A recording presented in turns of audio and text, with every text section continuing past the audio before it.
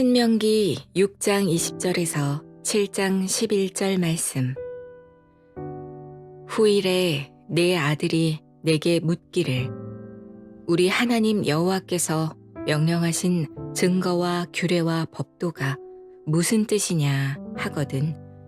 너는 내 아들에게 이르기를 우리가 옛적에 애굽에서 바로의 종이 되었더니 여호와께서 권능의 손으로 우리를 애굽에서 인도하여 내셨나니 곧 여호와께서 우리의 목전에서 크고 두려운 이적과 기사를 애굽과 바로와 그의 온 집에 베푸시고 우리 조상들에게 맹세하신 땅을 우리에게 주어 들어가게 하시려고 우리를 거기서 인도하여 내시고 여호와께서 우리에게 이 모든 규례를 지키라 명령하셨으니 이는 우리가 우리 하나님 여호와를 경외하여 항상 복을 누리게 하기 위하심이며 또 여호와께서 우리를 오늘과 같이 살게 하려 하심이라. 우리가 그 명령하신 대로 이 모든 명령을 우리 하나님 여호와 앞에서 삼가 지키면 그것이 곧 우리의 의로움이니라 할지니라. 내 하나님 여호와께서 너를 인도하사 내가 가서 차지할 땅으로 들이시고 내 앞에서 여러 민족 헷 족속과 기르가스 족속과 아모리 족속과 가나안 족속과 브리스 족속과 히위 족속과 여부수 족속 곧 너보다 많고 힘이 센 7 족속을 쫓아내실 때에 내 하나님 여호와께서 그들을 내게 넘겨 내게 치게 하시리니 그때에 너는 그들을 진멸할 것이라. 그들과 어떤 언약도 하지 말 것이요 그들을 불쌍히 여기지도 말 것이며 또 그들과 혼인하지도 말지니 내 딸을 그들의 아들에게 주지 말 것이요 그들의 딸도 내 며느리로 삼지 말 것은 그가 내 아들을 유혹하여 그가 여호와를 떠나고 다른 신들을 섬기게 하므로 여호와께서 너희에게 진노하사 갑자기 너희를 멸하실 것임이니라. 오직 너희가 그들에게 행할 것은 이러하니 그들의 제단을 헐며 주상을 깨뜨리며 아세라 목상을 찍으며 조각한 우상들을 불사를 것이니라. 너는 여호와 내 하나님의 성민이라. 내 하나님 여호와께서 지상 만민 중에서 너를 자기 기업의 백성으로 택하셨나니 여호와께서 너희를 기뻐하시고 너희를 택하심은 너희가 다른 민족보다 수요가 많기 때문이 아니니라. 너희는 오히려 모든 민족 중에 가장 적으니라. 여호와께서 다만 너희를 사랑하심으로 말미암아 또는 너희의 조상들에게 하신 맹세를 지키려 하심으로 말미암아 자기의 권능의 손으로 너희를 인도하여 내시되 너희를 그 종되었던 집에서 애굽 왕 바로의 손에서 속량하셨나니 그런즉 너는 알라. 오직 내 하나님 여호와는 하나님이시요 신실하신 하나님이시라. 그를 사랑하고 그의 계명을 지키는 자에게는 천대까지 그의 언약을 이행하시며 인애를 베푸시되 그를 미워하는 자에게는 당장에 보응하여 멸하시나니 여호와는 자기를 미워하는 자에게 지체하지 아니하시고 당장에 그에게 보응하시느니라. 그런즉 너는 오늘 내가 네게 명하는 명령과 규례와 법도를 지켜 행할지니라.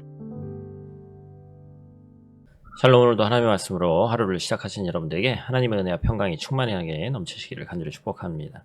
2025년 9월 4일 우리 신명기 6장 20절에서 7장 11절 말씀을 가지고 어떤 영향력을 흘러보내겠습니까? 라는 제목을 함께 말씀 나누도록 하겠습니다. 사랑하는 성도 여러분, 세상에는 여러 영향력에 대한 지혜를 담은 속담이 많죠. 우리나라에는 윗물이 맑아야 아랫물이 맑다. 그죠? 아이들이 부모의 삶을 보고 배우고 제자들은 스승의 삶을 보고 배우는 것이죠. 서양에도 a fish rots from the head down. 물고기는 머리부터 썩는다. 저도 들어본 경험이 있는데 이런 속담이 있다 합니다. 결국 어른이 어떤 모습으로 사느냐가 아이들의 삶을 결정짓는다는 것이죠. 최근 미국에서 부모와 아이들을 대상으로 재미있는 실험을 했다고 해요. 아이에게 초콜릿을 주면서 너 혼자 먹어도 되고 옆 친구와 나눠도 된다고 했습니다. 놀랍게도 평소 부모가 나누는 모습을 본 아이들은 초콜릿을 자연스럽게 나눠 먹었지만 그렇지 않은 아이들은 대부분 혼자 먹었다는 것이죠. 결국 자녀는 부모의 말을 듣는 것보다 삶을 그대로 흡수하며 자라난다는 것입니다. 오늘 본문이 모세가 후일에 내 아들이 묻거든 이렇게 가르치라 라고 시작하지만 실상은 아들에게 말하기 전에 너 자신이 그렇게 살아야 된다라는 강력한 도전을 담고 있습니다. 자녀 교육의 본질은 부모가 살아내는 삶이고 신앙 유산의 본질은 말이 아니라 살아가는 모습에 있기 때문에 그렇습니다. 그렇다면 우리는 어떤 신앙의 결단을 해야 될지 오늘 본 말씀 통해서 크게 두 가지 한번 나눠보도록 하겠습니다.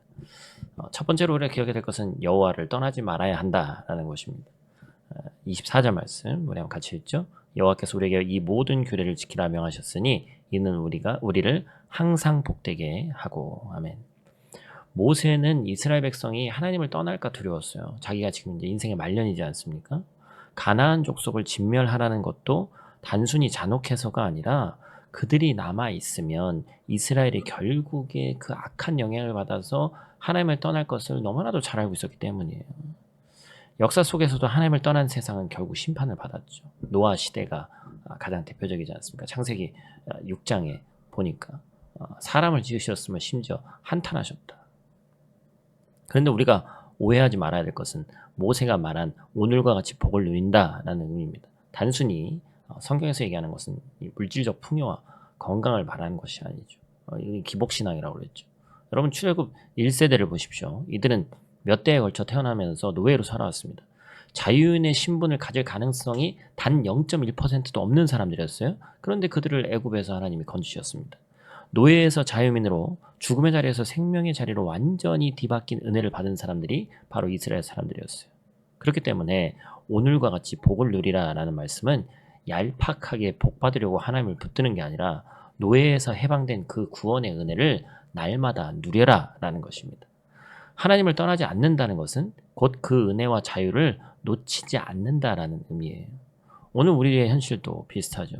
디아스포라로 살아가는 우리는 안정되지 않은 미래, 또 체류에 대한 문제, 자녀 교육의 불안함, 여러 가지 언어의 문제 많습니다. 그렇죠? 그러나 우리가 진짜 위치는 바뀌어 있고 고국에서 우리나라 말 쓰지도 않는 곳에 와서 이렇게 살고 있지만 우리가 진짜 붙잡아야 될 복은 구원의 은혜죠.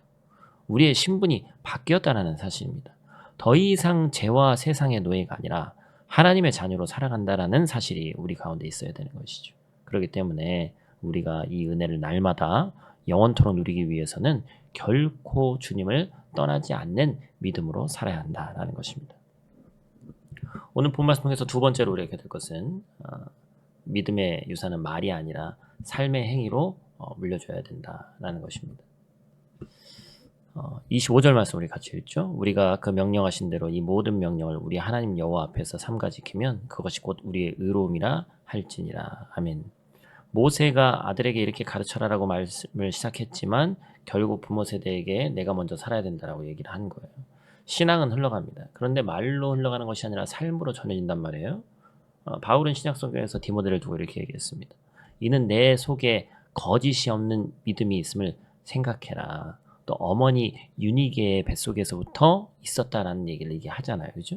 디모데가 믿음 안에 선 것은 단순한 가르침이 아니라 어머니와 외조모, 외할머니가 보여준 믿음의 덕분이었다. 그래서 믿음의 3대, 4대 이런 것이 참 중요하다는 사실을 우리에게 보여주고 있어요.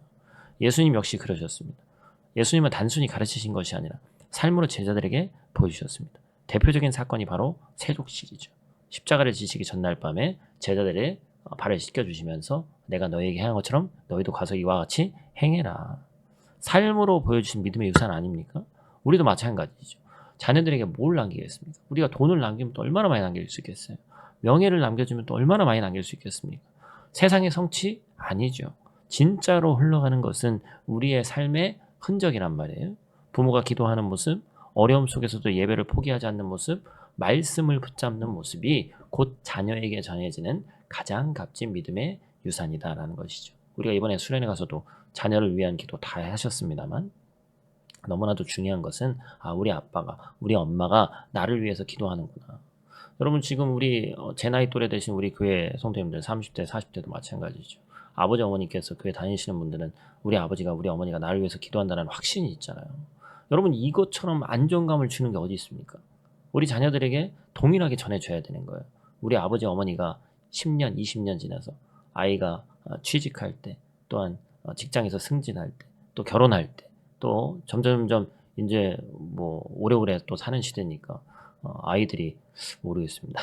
한 50대, 60대 사는 것까지도 우리가 볼 수 있는 나이란 말이에요. 그러면 그 연배에 있을 때까지 우리 어머니 90세 되고 100세 되셨지만 정말 이제 노인이라 힘도 없지만 나를 위해서 우리 아버지 어머니가 기도한다라는 그 신앙의 유산이 여러분 얼마나 크냐는 거예요.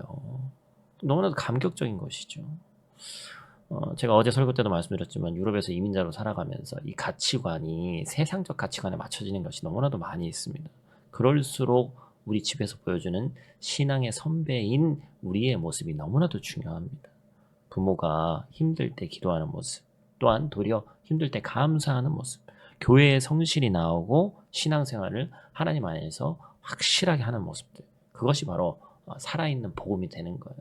부모가 똑바로 하지 못하면서 교회에 가자, 뭐 하자 못하는 것이죠. 오늘 우리의 모습을 한번 돌아봐야 됩니다.